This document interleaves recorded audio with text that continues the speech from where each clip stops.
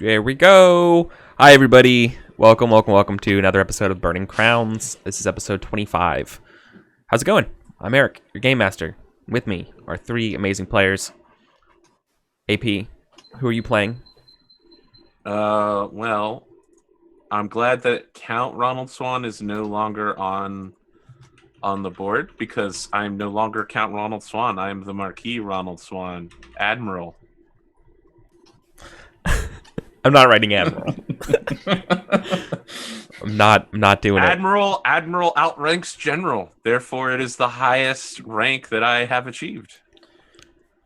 Is that true? It is. In the United States military. Yes. Well, what outranks Admiral? Field Marshal? I mean, Commander of the Army, a 5-star Commander of Armed Forces. Yeah, Commander of Armed Forces. George Washington and... whatever Eisenhower... It's a nebulous position that happens if you need it. Like, Eisenhower was him in World War II. 3 people have held it. Yeah, but I mean, it's always the president, but then it's like chief not always the president. Of armed forces. It's like... In fact, there's never been a president who's actively held the rank. Welcome to Burning Crowns, everyone. Yeah, where we talk modern political systems. Okay. All right. Here's the reason admirals outrank generals. I'm going to have to disagree with you because George Washington's literally was awarded posthumously 6-star general rank. So yeah, after he's the highest rated. You realize posthumous means he was dead when he was awarded the rank. Oh, but you said, but specifically you said when no one was alive. There's never been a president who's also held the rank at the same time. You know, posthumous. Okay. You mean as alive? Because technically, it's true if he's dead. He's held at the same time. That was an old Order of the Stick joke, wasn't it? This is what we talk about before we go live. You do realize posthumous doesn't mean after something funny, right? All right. Yeah. So you're playing the Marquis, Ron Swan. Are you still tricking people into thinking you cut your hair? Yep. Even chat's falling for it now. You fools! You dumb fools! Nightmare, if the U.S. had a modern political system, the world would be very different right now. You're telling us. We're the only country that still has a constitution written in the 1800s. Yeah, we are literally running legacy hardware. Right? We're the company who's still running like Fortran like database of like political. And everybody wanted to be us. We're DOS. We're like running DOS. And everyone else is built on top of us. We're the we have the first, what's it called? There's it's like not sunk cost, but it's when the first person has to invest everything into the system and then the second mouse gets the cheese kind of thing where everyone learned from their mistakes. No. Oh god. Okay. I don't know what the term is. Yeah. All right. But that's literally been America forever. All right. So let's keep going. Sam, Hi. Hey, you have a new camera. I do. It's very nice. You can see much more of me. I'm not all zoomed in, which is good. Other than that, I've just been, hanging out, playing some games. And what games, dude? Mostly Burning Wheel and Uncharted Worlds on Swargula's channel.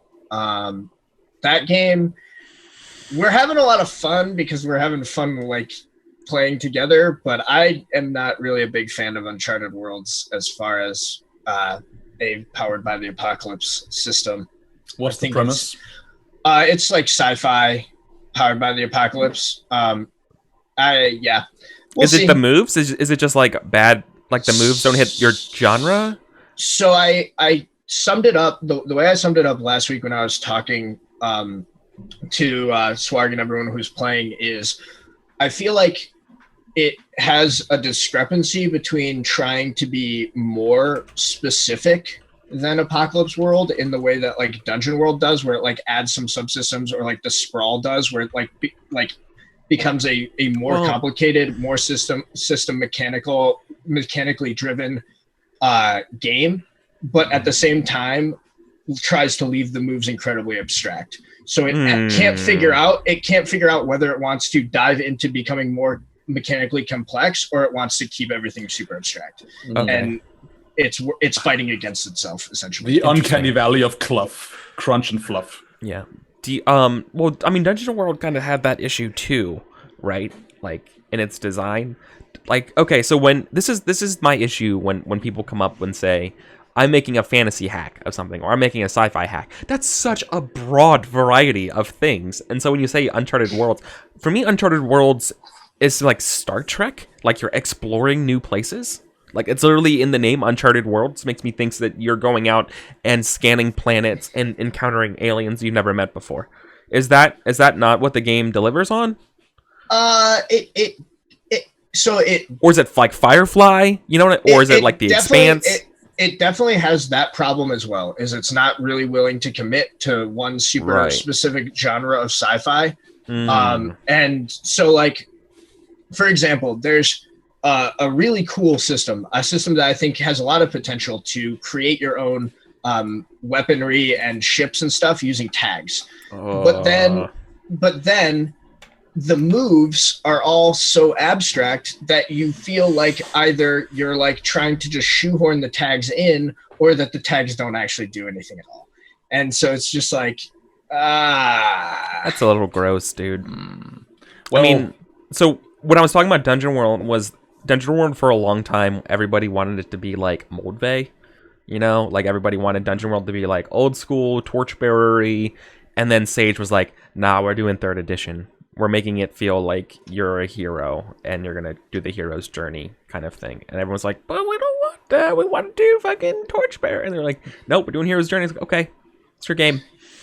Get it. And that's where Dungeon World became from. But like there were forces of Dungeon World's creation that were taking it different directions. And so I imagine Uncharted Worlds has some other kind of thing too, where it's like wants to appease everybody, and it seems like maybe it's not hitting that, which is really, really hard. You can't appease, you can't help everybody. You like can't do it. Like if I was ever going to design a game, oh man, if I was ever designing a game, I'd be like, I don't know, AP, if you liked it or not. I don't know what I would think. You have very strong opinions of games. I do. Last night, one of my community members was telling me to fuck off because of my strong opinions. Because I demand better out of my anime and movies. I demand that they stop being shit. And as long as we keep enjoying shit, they'll keep making shit. It's capitalism. We get exactly what we pay for. Absolutely. And until we stop paying for it and demand better, we won't get better. You got a haircut too, by the way. That was last week. Yeah. Whatever. All right. That's old news, Eric. What's wrong with you? Speaking of haircuts, Daniel. Yes, the gotcha of haircuts. What's up, everyone? I'm Daniel. I'll be playing Mason tonight. It's just Mason. I guess Sorcerer General Mason, but who cares? What have I been doing? I've been streaming, continued to stream Morrowind, having a good time of it. And I've been playing Overwatch. Overwatch is hella fun. Yeah. It's nice to be able to play it now that I have a computer that can run it. What heroes have you been kind of like gravitating towards? Junkrat! I have Junkrat. Trash Mouse? Nope. Mouse. Nope. Not Spunkrat. I'm gravitating towards two heroes mostly. First and foremost, my bae, the one and only Captain Edgeface himself, Reaper. There's something about a hyper intense Hispanic man who dresses like the most edgy guy at the cyberpunk convention, toting 2 shotguns that says "repent" on them, and his ult is him doing a little jig. I'm sold on Reaper. He's hella fun. His I love backstory lore is the saddest thing I've ever read. It's literally just full of American racism. Yep. Yeah. I like playing Reaper, but I feel like I don't play Reaper anymore because it seems like every situation where Reaper is going to be good, there's Someone else is somebody good. is better. Like That's not true. Soldier Reaper's- is going to be better. Or No, my friend. That moment when Reaper drops from the sky and gets a 5 kill on that. true. The Death Blossom is hella satisfying. The thing about playing Reaper to me, like what I like about it, is that like his playstyle one is like high risk, high reward, which is something I love. And I'm also all about the not a skill champ, right? I love Genji, but I can't play Genji for shit because it's like you need to be really good at being Genji, and I'm not. Where I feel like Reaper is more about game sense. It's more not about like I can aim because I'm literally shoving the gun up their ass before I pull the trigger. It's about like I should go in now, and I can do that. I never got into playing Reaper. I understand like, and I see the value a lot of times, that high risk high reward thing, but it always just seems like he only will, like, his advantage, like what he exploits is players' badness instead of your own goodness. If that makes sense. At all. Nope. You exploit people tunnel visioning, grouping together, not knowing that you're flanking them. In the back of my mind, I keep thinking that why would I learn a character who just gets negated at higher skill levels because of that? I get you. That's not necessarily what happens. Reaper's a pro pick.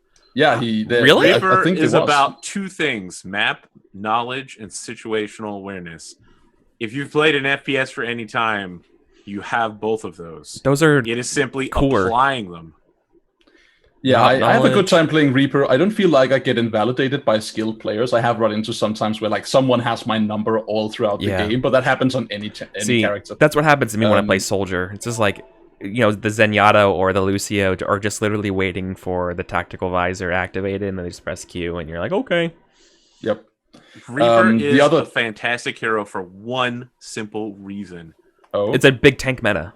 No, the lower the hit points a character has, the smaller their hitbox. So Reaper deals a steady percentile damage to any character because he's meant to take on tanks, which are huge and will get hit by all of his shotguns. But as they get smaller, the smaller heroes all have 150 to 200 hit points. He won't hit them for full damage, but it'll deal the same percentile. There's a good tactical element to equally effective against everybody. I feel like Reaper has a great tactical impact if you just press shift every now and again, because like there is the I'm gonna flank around, I'm gonna sneak up, and I'm gonna pop you in the neck thing, like way of playing Reaper, where you're trying to be unseen and then you get killed for not being unseen. What I tend to do is I walk in behind my tanks. Sometimes I like flank around and I pounce if I can. But most of the time, I'm just like, I'm just going to follow the death ball behind. Now I'm pressing shift, and now I'm just running through the enemy. And everyone has to turn around and deal with that. So my team just jumps them and like beats them down from behind while they're trying to kill me. Or it's the other way around. So that's fun. Other hero I'm playing is Reinhardt, because charming, enormous, in-person German person. Well, I think the only thing we can say now is that we should all play Burning Overwatch sometime. Oh, that sounds as in like just our no, I mean like our not Burning. You haven't been watching our Masks Overwatch game where we play Overwatch heroes in the mass system?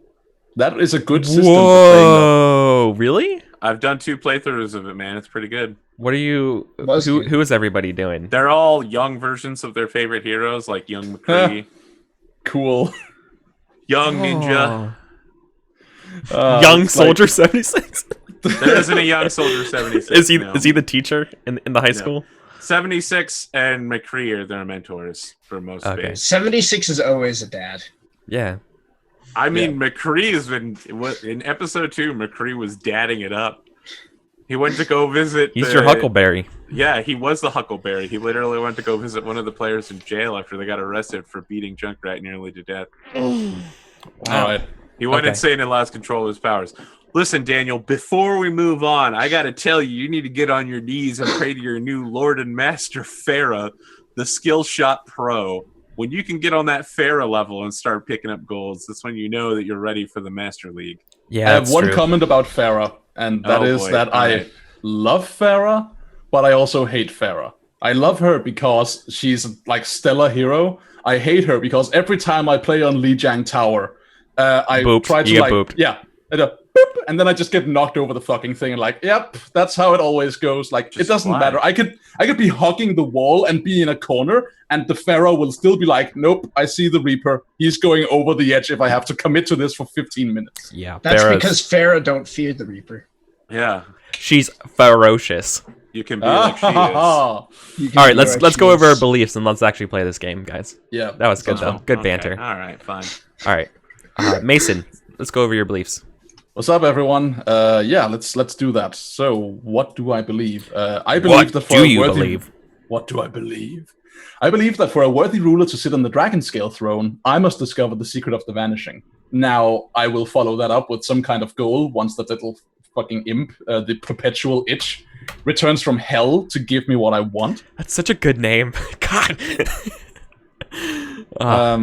And then I believe that there is yet enough fire in the hearts of men to steer a course over dark seas. The gods have seen my play and have taken the raven from me. I will honor his courage by following his instruction and obtain that which even the gods fear. I like how you spelled honor with a U. Dude, British English. Let's be real.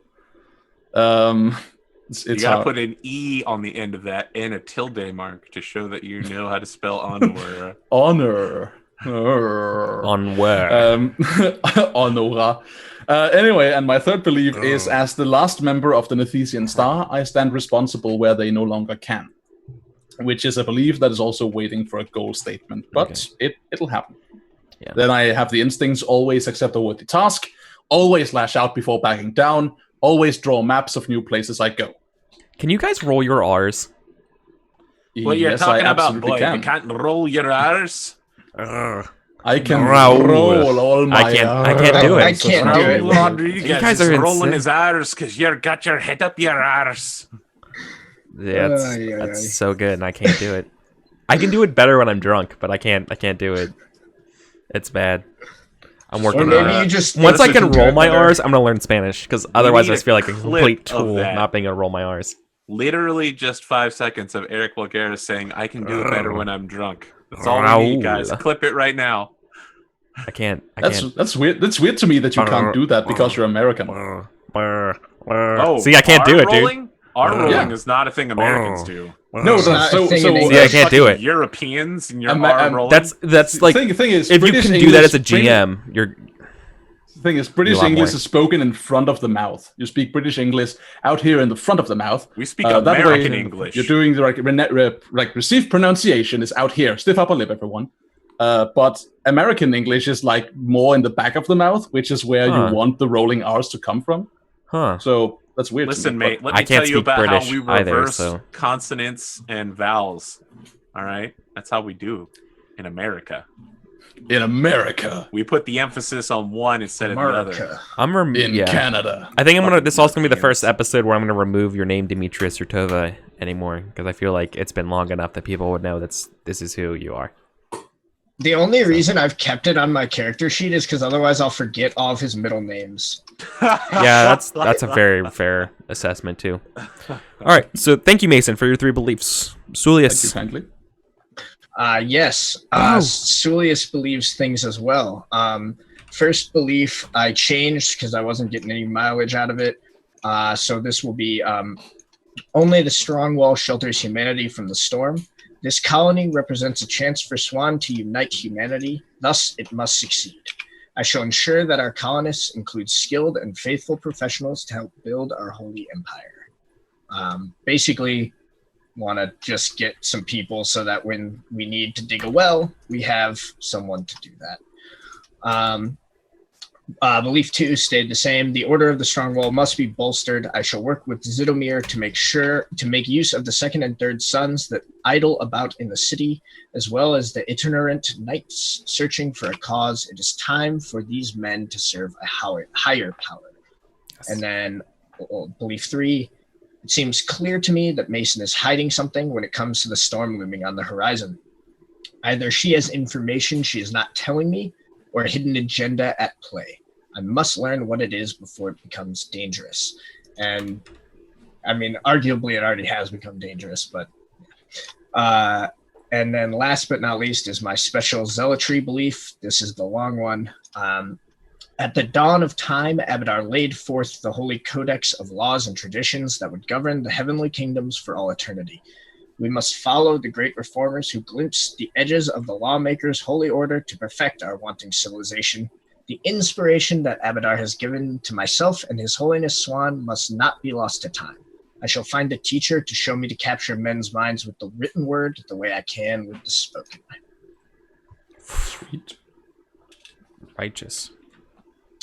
So lots of circles rolls today is what I'm planning. Sounds good. Looking forward to it. Let's see. Let me save this. I think I might have a real quick and new backdrop for our game. I realized I misspelled your name, which is I don't know how long this has been going on, but I literally had your name spelled wrong the whole time then on the play screen. The social screen's fine. So, 1 second.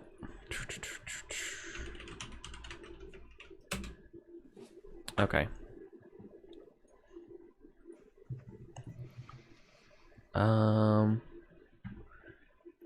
Did you have the? Is this at the dawn of time? Abadar laid down.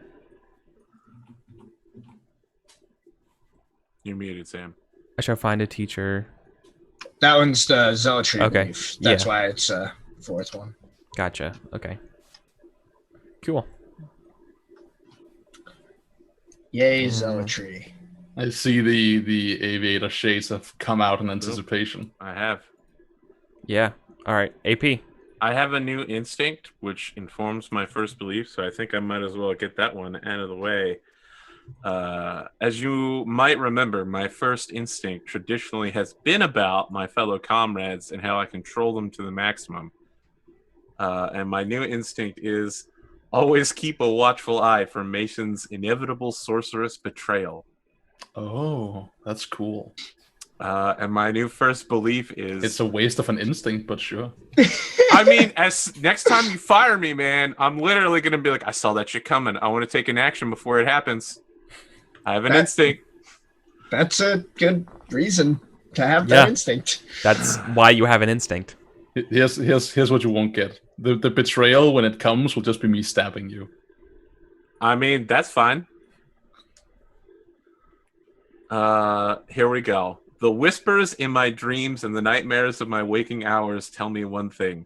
An order of anti-mages must be formed to stop the abuse of power by Mason and worse.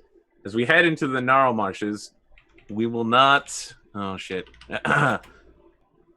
We will not go unprepared. Yeah. All right. Sorry. That one was super long, and I didn't have the second half of it That's cool. out. All right. I think I've been working on the second one for a while. It is time to begin the machine of industry that will guide our new country. I will create a business that will fund the area, consisting of a logistics company to move goods and their guardians. The colonization will not fail for lack of funding or supply. My new belief 3, Sulius and the church must be brought around to the idea of a theologic government, the responsibility of the priesthood to administrate a country according to the ideals of Abadar. Oh, jeez.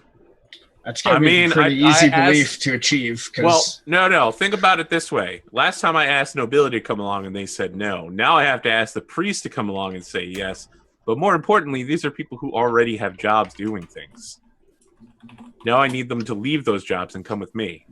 Yeah, that ties in pretty nicely to my first belief. Yeah. Because they're essentially the same thing. Cool. We're building towards a theocracy now. It's cool. It seems like everybody likes you and all too, so we'll see. We'll see. See how long you can keep that up. Tell me again about all those children I murdered. Yep. Is that a prequel meme?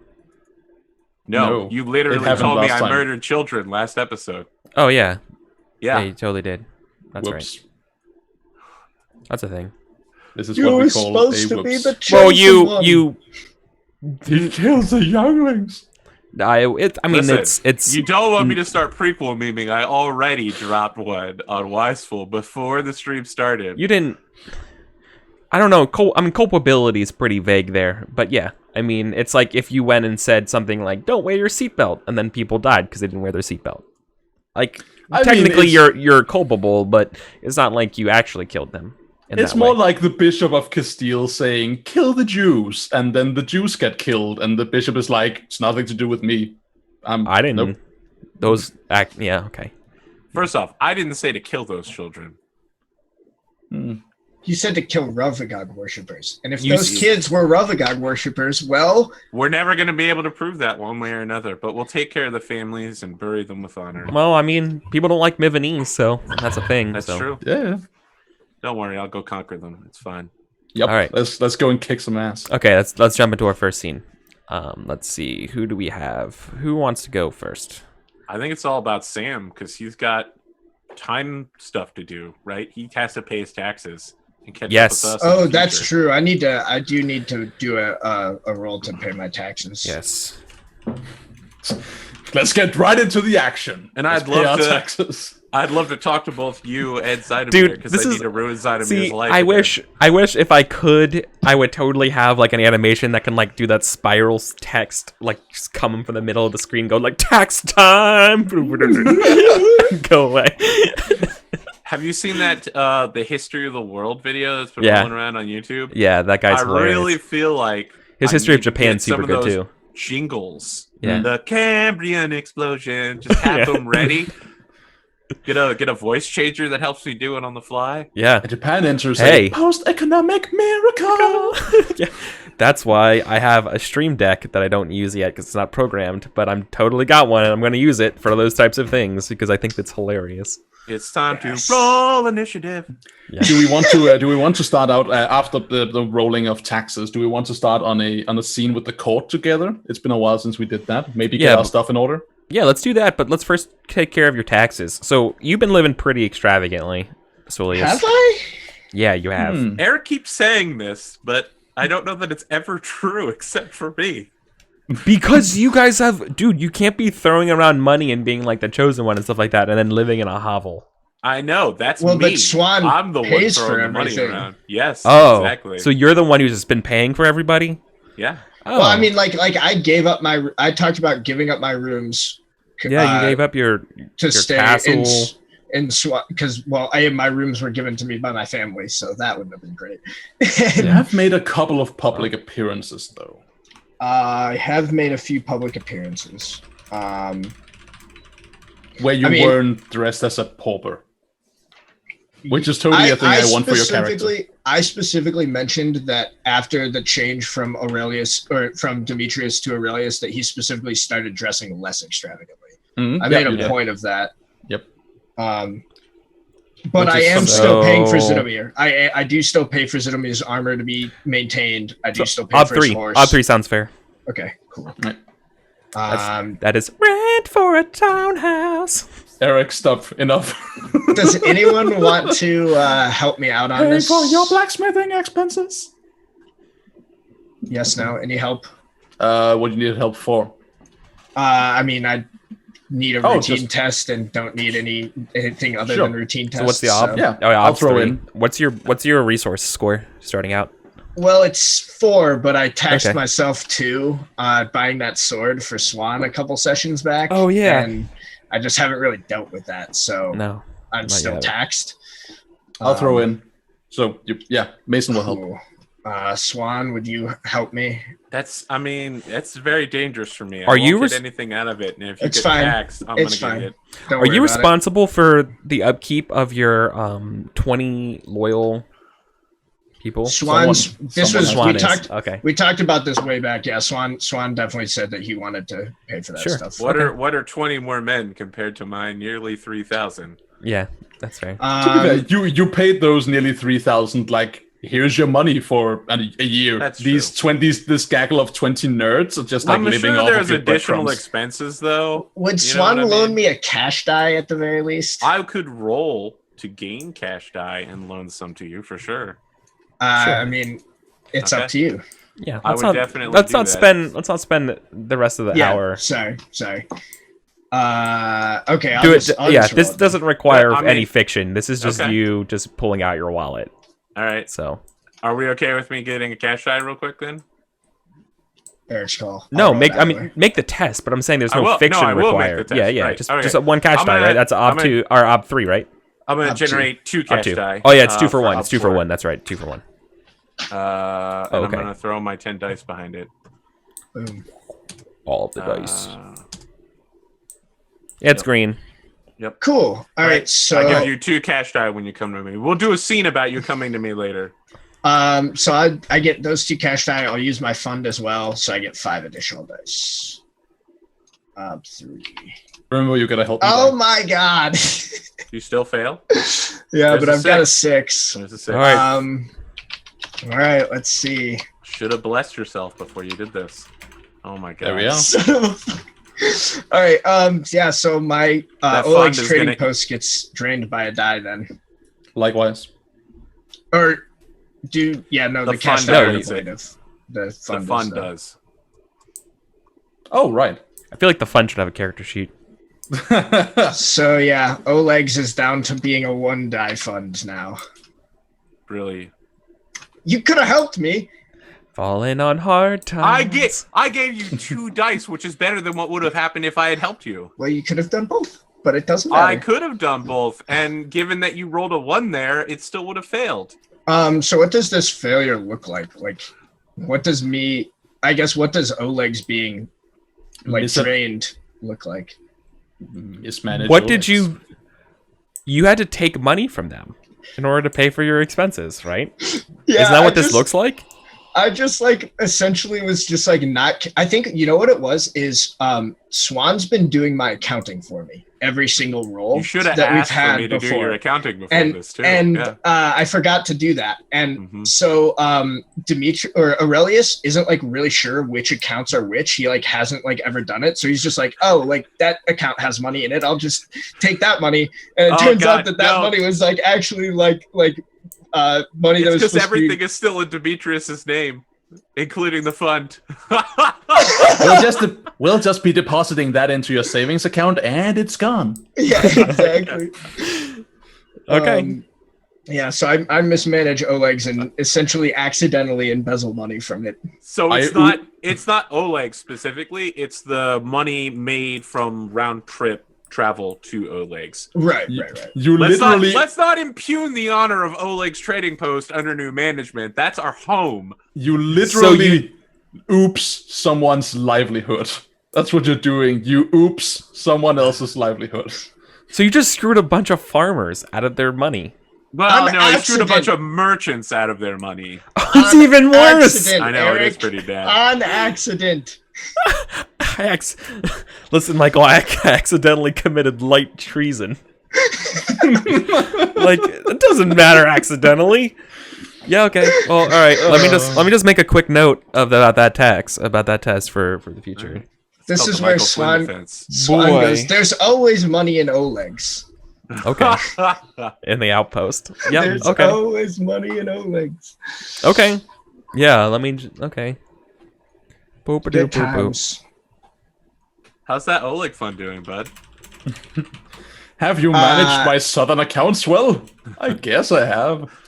In a manner of speaking, I mean, well is in the eye of the beholder. Everything's not on fire yet, so... I didn't literally burn down your inn. There are still 4 walls down there. Wow, so. is that what you're gonna go with? I didn't literally burn down your inn. There was just some minor fire damage, because we had so many people there to get it done. Okay. Cool. All right. Great. Taxes are done then, right? Yep. Yes. Cool. So let's have a meeting of everybody getting together. Do we want to do that scene first, or do we? Because I know Swan wanted to talk to Aurelius, and I know Aurelius would also want to talk to Mason at some point. Privately, Sure. or I thought we were doing it all together. I mean, I feel like there's a bunch of private meetings that need to go down before the big meeting goes down. Oh, okay, then let's do some private meetings. All right. So Sulius, you want to meet with Mason first, right? Yeah, I need to have some words with Mason for sure. Are we playing a game? Oh man, I totally wrote that under Mason. That would have been real bad. Mason be like, "Why are these merchants after me? What is going on?" It's the satanic spawn of yeah, come to kill me. The eternal lich is like, "Ha ha!" I love the idea of Mason running through a marketplace while the Cowboy Bebop theme song is playing. Yeah, you know the intro to Bacano. I like that. The prophet of Abadar doesn't know how to do his taxes, right? I'm the doctor. Fucking like hi-hat music plays as you dodge through a stand with a bunch of merchants on your ass. All right. Cool. All right. We're doing this. I think actually, like, I would have said that we were playing a game but I'm thinking that this is like sort of like just after Swan being burned. Oh, flashback time. Okay. And I think like Aurelius is just like, he's like, all right, we need to talk about what just happened. So I think he like comes. Come and found me. He probably just comes to your tower. All right. Just to change the scenery up a bit from being like there are 4 walls and they're made of gray stone. Mason is on the top of the tower when you come find them. So we look out over the entirety of Brevoy. Yeah. So like, I'm imagining it's like a little bit of a windy day. Yeah. Because it's like it's spring, right? That's the time of year, right, Eric? Yep. No, it's summer now. It's actually middle of summer. Okay, yeah. So maybe it's like pretty hot out, but there's like that's why you're like up here, is there's like a nice breeze. And yeah, so Aurelius is just like Mason, I would have a word with you. Hello, Aurelius. You look like you're doing okay. Doing better than some. Yes. Couldn't save him. He narrows his eyes and says, I need to know, Mason, what your reasoning for what you did was. You seem distraught, friend. I am. I would listen if you have words. Mason, when I first met you, I thought that the Lord Abadar had brought you into my path for a reason. I thought that you were meant to help with what is to come, help ensure that humanity makes it through. But now, I'm not so sure. Don't take it as an insult when I say that I hope you would define my friendship as more than a gesture from your god. Your friendship is valuable to me, but it is my duty as a prophet to stand above my personal feelings. When I took on this mantle, I accepted becoming the vicar of Abadar. That sometimes means caring about his needs above my own. Does Abadar have needs? Humanity does. I'm worried that you are not a bulwark. Your power is not one to save humanity. I'm worried that it is the first stirring of wind that foretells the storm. I've always liked to think of myself as one who would help humanity. But prove it. And let me be clear. I have always said that I'm responsible to the world. And humans are such a small part of it.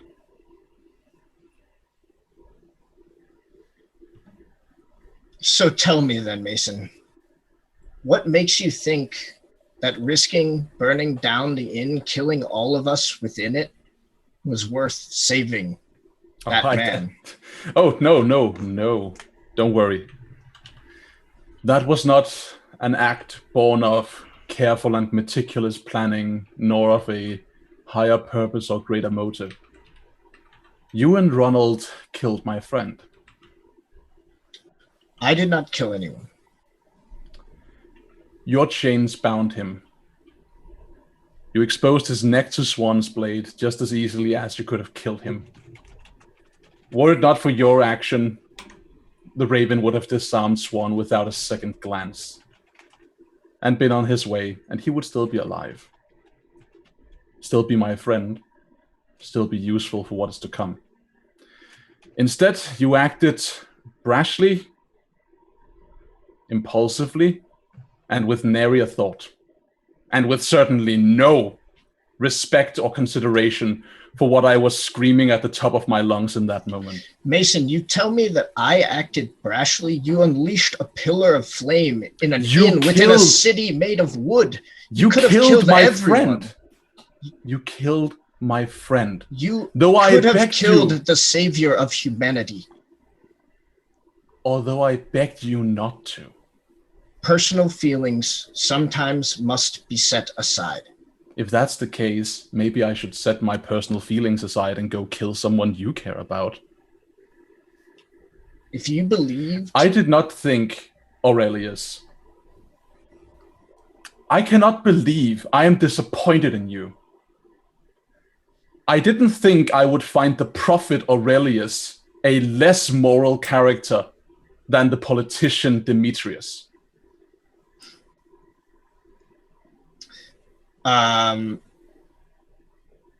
Aurelius is going to look you in the eye and say, I have no use for your foolish morality. If you believe that saving that man's life was worth risking all of ours, risking all of humanity, I did not risk anything. That thing was well under control. You saw with which level of precision I erected that fire. You cannot understand how hard that is to control. Fire is not a person. It is not a child you can talk to and raise up from their birth to teach them to follow your command. Fire is wild and alive and hungry. And yet you saw with what proficiency I wielded. Swan would not have suffered even as much as a hair on his body being burned had he not chosen to leap through it. Swan was burned by your fire. If you do not have reason why risking Swan's life was worth saving your friends, there is no answer that shall set me at ease. What are you saying, you hypocrite? I did not, my fire did not touch Swan. Swan touched my fire. You cannot turn this around on me. Being the savior of humanity does not preclude you from simple reasoning. Do not jump through fire, much less spell fire. That is not to be turned around on me. The fool could have stopped. You saw that just as well as I. The fire was yours. Would you blame the murder on the blacksmith then? Would you blame a murder on the blacksmith? If the blacksmith wields the sword. Fool. Is there something you guys want out of this, or is this cool? I mean, I think we're just spitting a bit of fire, just like sharing a bit of vitriol. Okay. I actually think that even as Mason is spitting fire, I think you can see their like body language relax. I know, but like, if you wanted to be like, I really want to convince this person to feel bad about themselves. Yeah, you know what? Wow, right? I would love to bring an intent to this thing. Sure, I will as well. What do you want? I'm going to say, if you are victimless in Swan's burns, then you must accept that I am victimless in the death of the Raven. By your own logic. That's a good one. Yeah, I'll definitely like. Does that even need a roll? Because that actually sounds pretty good. I'm looking for an ugly truth test on that. Oh, okay. Yeah, no, that's totally cool. Yeah, I'll throw back on you with. Let's do this as versus test. I will throw back at you. That like you cannot absolve yourself of this. You know and you have agreed that Swan needs guidance, yet you consistently pity-patter around the issue. You refuse to raise your hand to him as though you are scared that that you're scared of like sparing the child. You need to take a hand on this. Sorry. This isn't a versus test. This is actually two independent tests occurring simultaneously. I feel like that is a versus. I'm trying to see what Mason's intent is here, because my intent is for you to realize that I'm blameless in this, right? Like you attacked my friend, though I begged you not to. You proceeded to murder him, though I made every effort to stop you. And you coming here telling me that I did something wrong by trying to keep Swan from murdering someone is like you being unreasonable, not me. Yeah, so I do not think that you can basically there's no way that you can convince Aurelius that putting Swan's life in danger, whether he had the choice to jump through the fire or not. Basically, he believes that Swan is so important to what is to come that like what you did was fundamentally wrong, not because it's Swan, but because it's the chosen one. See, and that's it's fine. Like you can't afford to risk the chosen one's life. Basically, and that's fine, right? I'm not trying to convince you that Swan isn't worth saving, nor that you should not prioritize him. I am simply like convincing you, like on a personal moral level, and like what will you stomach as a person, not as the prophet. That no matter how you feel about this, you should not come to me sounding like I did something bad by trying to protect someone from being murdered as a guest under Swan's roof. Like that is what I'm trying to tell you, being like, okay. Like, I should shut up about this because even though this happened, like, on a level beyond our moral conception, this is definitely not something I should hold over Mason. All right, sure. Yeah, that seems reasonable. Okay, so then it actually is a versus test? Yeah, I and think whoever so. is the highest person happens. I thought both would happen, and you would both end up feeling bad if should they both be successful. I mean, could be a that's result kind for of a the way. tie. I mean, that should be a result of a tie. Okay, It could be. I that's don't care. okay. I can see it either way. We could also I definitely Versus. think Versus, because who shouts the loudest wins. Versus. Yeah, and even if I win, it's not like everything you say will go over Mason's head, right? They will be taking some of that on board. Sure. So, yeah, let's see. So I'm gonna roll persuasion, which you now have opened. Yeah, I Right. do. This is weird. So yeah, I have ugly truth, which I have now opened as well. I would like to fork in Abadar wise for the whole conversation that we were having before this. The whole thing is built on a crux of he's more important because he's favored by Abadar.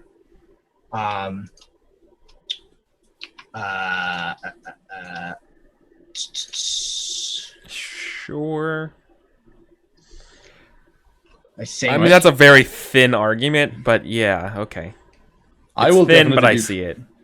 I'll be forking philosophy for my reasoning in this. I'll also Yes. be forking etiquette Yes. For what? for bringing up the point that there is something fundamentally wrong about Swan killing a guest under his own roof. You could probably bring in Rule of Law if you I had mean, it. etiquette Oh, yeah. relies specifically on nobility. Yeah, That's a good point. honestly, from this from does too, but yeah. But I'll from take Rule of Law. Aurelius's point of view, a noble can murder whatever commoner they want, whenever they Well, want. I mean, You you're know, saying I thought you were saying etiquette because of the way you were talking to him. Wasn't calling him an idiot, essentially. I'll take that. Yeah, I think I've been plenty civil enough. I mean, Can't believe how strongly I disagree with that. if Murdered him with your chains. You're So- a murderer. So hold on. I've I been mean, civil. if you can roll etiquette based on that, then I mean, I can. You should also get would be etiquette, able to yeah. beat it because Aurelius is always Yeah. the Or most civil simultaneously person in the room. simultaneously, then maybe neither of you. Yeah, It depends. I Well, think hold on. it's Let's ask the either. question I think it's of. Well, neither. hold on. Well, here's the question that we have to ask ourselves, right? Yeah.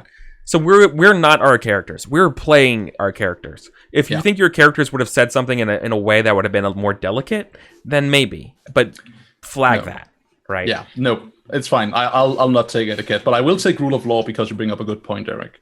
And then I would also. So the only other one I can think of is. Yeah, I mean, I think just Abadar wise is probably fine. Okay. Yeah, cool. All right. All right.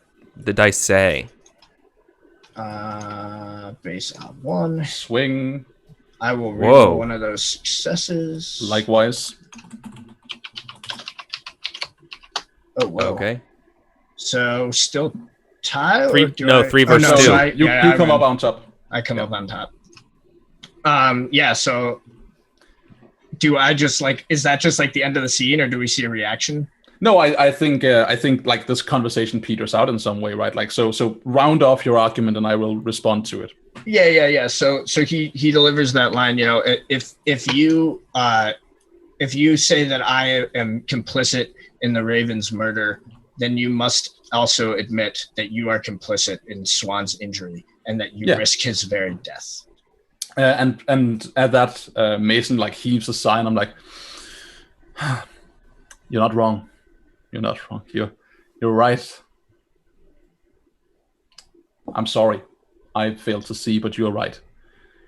You're not complicit in his murder. Swan wielded the blade. Swan bears the brunt of the guilt." And in doing that, right, I've turned it around. I have also absolved myself of the guilt of burning Swan. Yeah. Oh, absolutely. Well, that's the problem with the argument that Aurelius made, right? Yeah. Yeah. So I think you see Aurelius kind of sigh, realizing that Mason completely missed the point he was trying to make. In he succeeded in his argument, but he realizes what she did and realizes sort of the futility of going any further. And says, But I want to know, does that line of reasoning resonate with you in any way? The fact that I bring that up, and say, okay, it's the hand that wields the blade that committed the murder. No, I think you convinced him that he was part. He sees himself like he bound the guy to the ground. Like the Raven would have killed Swan if he hadn't bound him to the ground. Nice. He sees us. You convinced him that he is guilty, in part guilty of this murder. That's awesome, right? This is a triple turnaround. So I think he like heads to leave, and he says, "Just think, Mason. Continue to think on what I've said about your place when the end time comes." My place when the end time comes, friend, is where I have told you it will be all along. If you stand against the coming storm, then I'm still alive by then. You will find me standing next to you, helping you. That is where I belong. Protecting this world. Hopefully, that means also everyone in it. Would you do me a favor? Say a prayer for my dead friend. Yeah, I think that might be the end of the scene. I mean, I think Aurelius would like take Mason's hands in his own and like kneel down and like try to lead her in a prayer if she'll accept it. Absolutely. Yeah, I mean, I don't really have a faith role in mind here. This is just prayer. Yeah. Right? It's the spiritual fulfillment, not a miracle. Mm-hmm. Yeah, but yeah, he absolutely does. I think. If you want to test ritual, I guess that's fine. But no, I don't think there's a test to be had here. That's fair too. Right. I'm just saying if you wanted one. I appreciate it, Eric. Okay. I appreciate it. Right. Okay. Cool. All right. Good scene. Well, we're at the top of the hour because a lot of banter. We'll fast forward a little bit when we get back to the other side of the breaks. We'll be back in 5 minutes, everybody. All right. See you on the other side.